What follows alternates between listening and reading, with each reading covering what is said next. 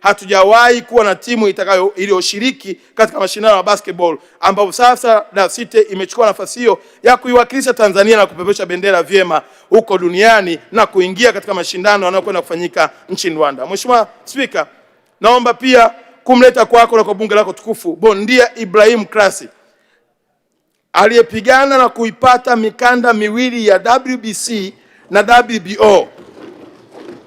Huyu kapata ushindi mkubwa na mikanda hiyo na thamani kubwa, na hivi tunavyoongea tuko naye pia ndani ya bunge lako tukufu, ikiwa ni sehemu ya kupata heshima ya waheshimiwa wabunge chini ya bunge lako Mheshimiwa Spika, katika kazi kubwa nzuri anayoifanya. Lakini pia tunaye bondia Lupasu Shoti ambaye alishinda mikanda wa IBO Africa.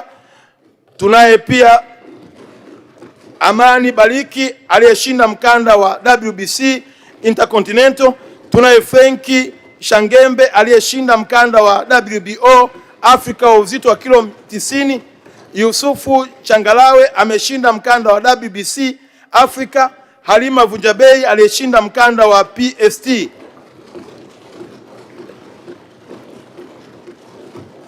Mafanikio hayo yanaonyesha maendeleo chanya ya michezo nchini. Mheshimiwa Spika, Wizara kupitia BMT kwa kushirikiana na Shirikisho la Mpira wa Miguu Tanzania liliratibu mkutano wa kamati ya utendaji wa Shirikisho la Mpira wa Miguu Afrika yani CAF, ambapo ulifanyika tarehe 13 Februari 2026 jijini Dar es Salaam. Mkutano huo uliwaleta pamoja vigogo wa soka barani Afrika ukiwa na lengo la kujadili na kuweka mikakati ya kukuza vipaji, kuimarisha ushindani wa vilabu na timu za taifa, pamoja na kuongeza uwekezaji katika miundombinu ya mpira wa miguu. Tanzania kwa kuwa mwenyeji wa mkutano huo ni kielelezo cha uwezo wa nchi yetu kuandaa mikutano mikubwa na umeongeza hadhi ya Tanzania katika ramani ya soka Afrika, hususan wakati wa mataifa kujadili na fainali za AFCON 2027. Ujio wa viongozi hao unaweka wazi kuwa nchi yetu inazidi kuaminiwa kama kitovu cha maamuzi makubwa ya michezo barani Afrika. Mheshimiwa Spika, maelezo ya kina kuhusu utekelezaji wa majukumu ya wizara kwa mwaka 2025-26 yanapatikana katika ukurasa wa 13 hadi ukurasa wa 148 wa kitabu cha hotuba yangu. Mheshimiwa Spika, mpango wa bajeti wa mwaka 2026-27. Mheshimiwa Spika, katika mwaka wa fedha wizara na taasisi zake kwa kushirikiana na wadau utekelezaji wa jukumu mbalimbali kwa kuzingatia dira ya taifa ya maendeleo ya 2050, mpango wa 4 wa maendeleo ya taifa miaka 5, ilani ya uchaguzi wa Chama cha Mapinduzi, maelezo ya Mheshimiwa Daktari Samia Suluhu Hassan, Rais wa Jamhuri ya Muungano wa Tanzania alipohutubia Bunge la Jamhuri ya Muungano wa Tanzania tarehe 14 Novemba 2025, maelekezo ya hotuba ya Mheshimiwa Waziri Mkuu Daktari Lameck Mwigulu Nchemba kuhusu mwelekeo wa kazi za serikali 2026-27, mpango wa mkakati wa wizara, malengo ya Umoja wa Mataifa kuhusu maendeleo endelevu ya mwaka 2030 na sera, sheria, miongozo mbalimbali na sekta za habari, utamaduni, sanaa, michezo. Mheshimiwa Spika, kutokana na muda naomba uniruhusu niende kwenye ukurasa wa 15.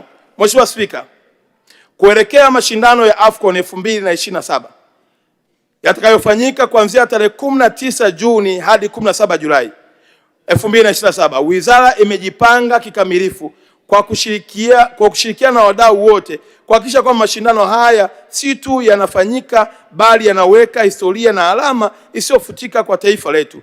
Tayari tunazo kamati mbalimbali za uratibu kitaifa na kimataifa.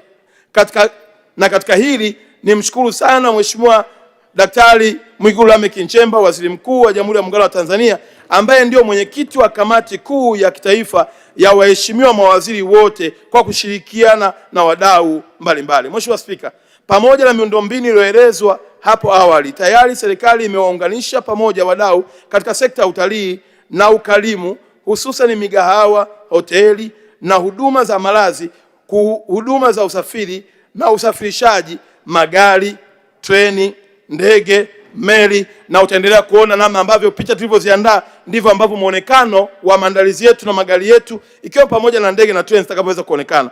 Mheshimiwa Spika, maeneo ya starehe ya burudani kwa mashabiki, yani fan zone, maboresho ya muonekano wa miji yetu, vivutio vya utalii, mbuga, fukwe na mali ya kale, matibabu ya kibingwa, ulinzi na usalama, uhamiaji na mikakati mahususi ya hamasa kuelekea AFCON 2027 imeandaliwa, ambapo utazinduliwa hivi karibuni na kuhakikishia kuwa kila Mtanzania anakuwa sehemu ya mashindano haya kwa lengo la kunufaika na fursa za AFCON na kutangaza Tanzania. Mheshimiwa Spika, kutokana na hayo yote, tumeendelea kushirikiana na wadau na wanamichezo maarufu walioonekana kusaidia au kutoa mchango mkubwa kwa nchi zao na dunia katika soka. Na hapa niruhusu nimtambulishe tena kwako na kwa bunge lako tukufu mwanamichezo maarufu Didier Drogba, ambaye ni mchezaji bora wa wakati wote na nahodha wa zamani wa timu ya taifa ya Ivory Coast. Pia amewahi kutumikia vilabu vikubwa vya mpira wa miguu duniani ikiwemo Chelsea, na ni mmiliki wa klabu ya Phoenix Rising ya Marekani. Uwepo wake leo ni uthibitisho tosha kwa namna gani serikali imeamua kuitumia AFCON 2027 kuitangaza taswira ya Tanzania kimataifa. Mheshimiwa Spika, maelezo ya kina kuhusu mpango wa bajeti wa wizara kwa mwaka 2026/27 yanapatikana katika ukurasa wa 151 hadi 173 kitabu cha hotuba yangu. Mheshimiwa Spika, shukrani. Kabla ya kuhitimisha hotuba yangu, nitumie nafasi hii kuwashukuru wadau mbalimbali ambao kwa namna moja au nyingine wamechangia kufanikisha utekelezaji wa majukumu ya Wizara ya Habari, Utamaduni, Sanaa na Michezo. Ushirikiano na misaada yao ya kifedha, kiufundi na kitaaluma imekuwa nguzo ya mafanikio yaliyopatikana katika mwaka 2025/26. Wadau hao ni pamoja na nchi wahisani, mashirika mbalimbali ya kimataifa, taasisi za fedha, vyombo vya habari, taasisi za hiari zilizokuwa za kiserikali. Na Mheshimiwa Spika, sio rahisi kuwataja wote, lakini kwa upekee nitambue mchango wa kampuni ya Azam Media, na leo tuko naye ndugu yetu Bwana Yahaya akiwa anawakilisha, na MultiChoice Tanzania katika kupeleka Kiswahili kwenye nchi zenye wazungumzaji wengi wa Kifaransa. Mheshimiwa Spika, kwenye upande wa michezo ni ukweli usiopingika ya kwamba Azam imetoa mchango mkubwa sana wa kukuza sekta ya michezo, na kwa kazi kubwa tunayoendelea kuifanya, tunao mpango wa kuwatambua kama wachangiaji wakubwa na wawezeshaji wa kuifanya Tanzania endelee kuonekana.